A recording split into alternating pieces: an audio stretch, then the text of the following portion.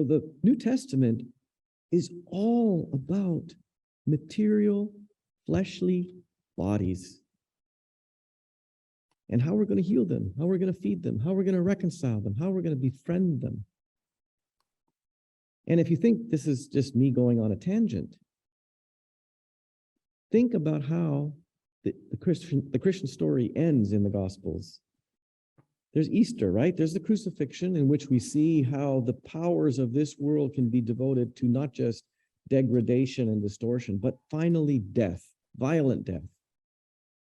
Because the cross is where we see all the powers of violence and evil come to a focus on one person.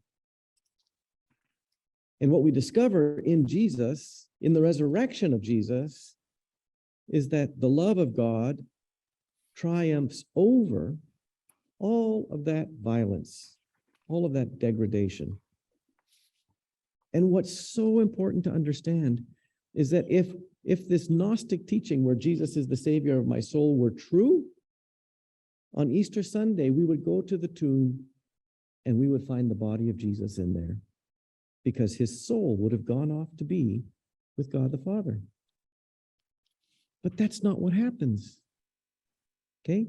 Jesus teaches us about how the whole Christian story is about the creating of beings, the loving of beings through the healing and the feeding and the reconciling of bodies, and then ultimately the resurrection of bodies.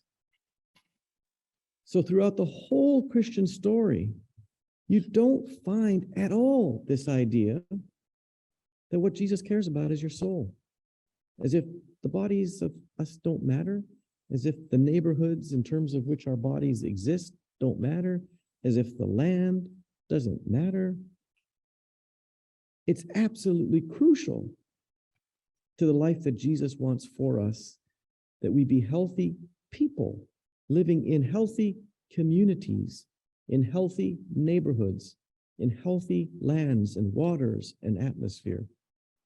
Because as I said earlier, the love of God is a whole package deal.